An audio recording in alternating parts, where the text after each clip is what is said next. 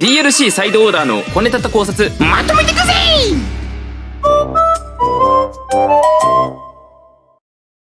はい、ありがとうございます。サシブです。早速小ネタお話ししていきましょう。1個目、魚の骨。トレーラーに出てきた魚の骨のイラストですが、これレントゲンっぽいんですよね。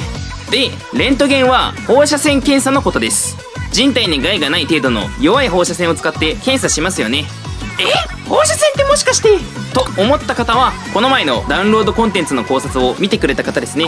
黒いトゲが大量にあるこちらのイラスト、放射性廃棄物の地下施設オンカロに関する資料にも似たような黒いトゲの写真があり、サイドオーダーはオンカロをモチーフにしてるんじゃないか、放射線のような毒の影響でハイカラスクエアは発火してしまったんじゃないかというお話をしましたが、魚の骨もレントゲンなら全部つながりますよね。またこの魚は目が赤く光っており、スプラの世界で目が赤く光るのは鮭ぐらいです。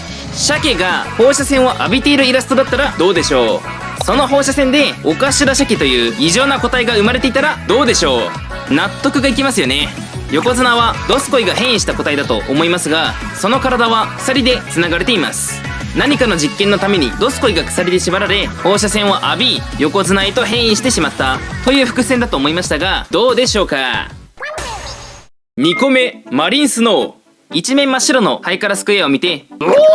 お雪だるま作りてーって興奮してる方もいましたが、雪は雪でもマリンスノーと呼ばれる死骸の集まりです。海中のプランクトンなどの死骸が集まるとこのように白くなります。サンゴも発火しており、ハイカラスクエアは死骸だらけの状態です。生きてるものがいなければ永遠に変化は起きないですし、まさに秩序が保たれているわけなんですが、死骸だらけになったのはやはり放射線のような毒が原因でしょう。誰がそんなことをしたのかなど、より詳しい内容については別の考察動画でお話しします。ぜひチャンネル登録して楽しみにお待ちください。3個目、レインボーインク。サイドオーダーの主人公らしきイラスト、腰のあたりを見てみるとカラフルなものがついています。色がないなら塗ればいいやんということで、虹色のインクを発火した原因の核に当てて少しずつ色を取り戻していくみたいなストーリーが展開されそうですよね。左手には新武器のようなものも確認でき、続報が気になります。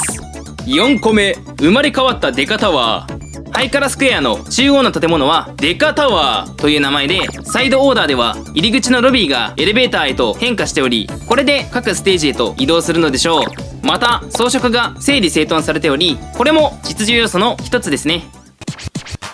5個目、 DLC の3の要素。スプラ3は3の要素が非常に多く、3チーム対戦のトリカラマッチなど色々ありますが、ハイカラスクエアの至る所に入っているのはサンゴですし、バンカラ街、ハイカラシティ、ハイカラスクエア3つの街を行き来できるようになりますし、関わってくるであろう放射線のマークは中心から3つの羽が生えているようなマークです。ここでも3へのこだわりがすごいです。6個目、水中戦。トレーラーの最後に魚が泳いでいるようなシーンが映りますが、マリンスノーも水中で起こる現象です。ヒーローモードは最終的に宇宙で戦いましたし、サイドオーダーのラスボス戦は水中戦になるかもしれません。とはいえタコたちは水に弱いので専用のスーツがもらえると思いますが、どんな衣装になるか楽しみですね。7個目、タコの座り方。こちらのイラスト、タコちゃんをよーく見るとオクトエキスパンションの主人公8号の座り方に似てますよね。やはりサイドオーダーの主人公は8号なのか、それとも別のタコなのか、この辺りもまだ考察の違いがありますね。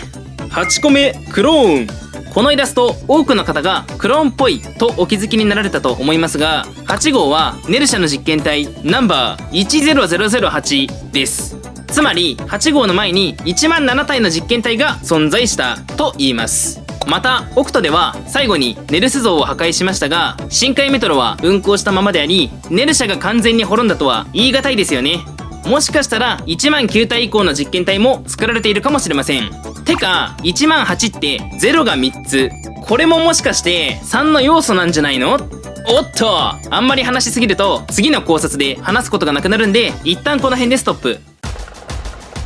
ここからハイカラシティの小ネタに入ります。9個目、初代のゲーム音。気づいた方も多かったですが、選択した時の効果音が初代スプラの音になっています。全く同じなので好きなニュースもバンカラジオからハイカラニュースになったり、いろいろ懐かしい要素に切り替わってそうですね。10個目、脱獄臭味を。頭を切断され体を開かれ揚げられたにもかかわらずなぜか生きているアジオですが、荒巻砦に吊るされているアジフライが脱獄したものかもしれません。いや、そんなわけないだろう。11個目、白熊さん。熊さん紹介の入り口をよーく見ると怪しい看板が飾ってあります。これどう見ても白熊ですよね。ハイカラスクエアにあった茶色い熊の木彫りはバンカラ街に移動したため、ハイカラシティは白い熊の木彫りがあるかもしれません。またヒーローモードでクマさんの名前は実験体クマ3号であることが明らかになりましたが、この白クマさんが実験体クマ1号とかの可能性もありますよね。12個目、ミニゲーム台。初代スプラにはミニゲーム要素があり、ハイカラシティのゲーム台から遊べましたが、スプラ3のハイカラシティではゲーム台の上に雑貨や竜宮城のロゴがあります。おそらくこのゲーム台は雑貨屋の注文ができるショッピングマシンに改造されたと思います。スプラとプロデューサーが同じ動物の森も機械からアイテムの注文ができますからね。同じ要素を取り入れた可能性が高いです。雑貨屋ではソフトが売っていますし、ミニゲームも実装されたら嬉しいですね。13個目、新ステージ。ロビーの電光掲示板を見ますと解像度悪すぎて分かりにくいですが、新ステージっぽい写真が写っています。新しいステージも楽しみですが、ネギトロ炭鉱や塩の目油田など初代のステージも復活してほしいですね。14個目、コーヒーメーカー。ハイカラスクエアのカフェで優雅に仕事をしていたダウニーですが、街が発火してしまい仕事ができなくなったため、コーヒーメーカーを持って路地裏に戻ってきました。コーヒーが相当気に入ったようです。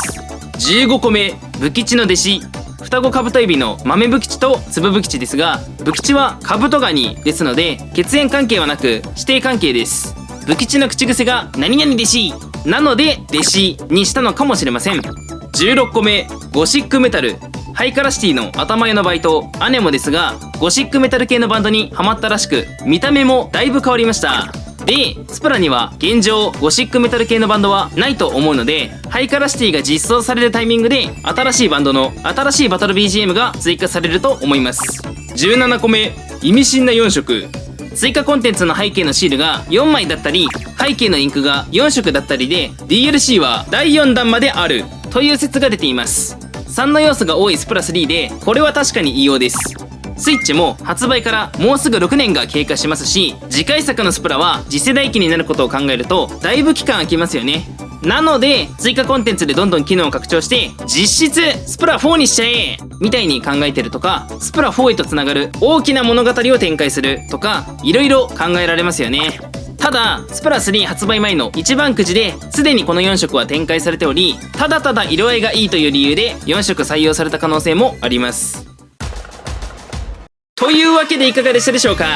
追加コンテンツの小ネタをまとめてババッとお話ししましたが、まだ他にも色々隠れていると思います。見つけた方はぜひコメント欄で教えてください。フェスが終わったと思ったらクマフェスが来ますし、シーズン3も控えているスプラ3、さらに盛り上がるよう僕も頑張っていきますので、チャンネル登録して応援していただけるとめちゃめちゃ嬉しいです。よろしくお願いいたします。それでは今回はこの辺で締めたいと思います。続きをお求めの方はチャンネル登録とグッドボタンよろしくお願いします。だなもう。それではまたアディオス。チャンネル登録よろしくね。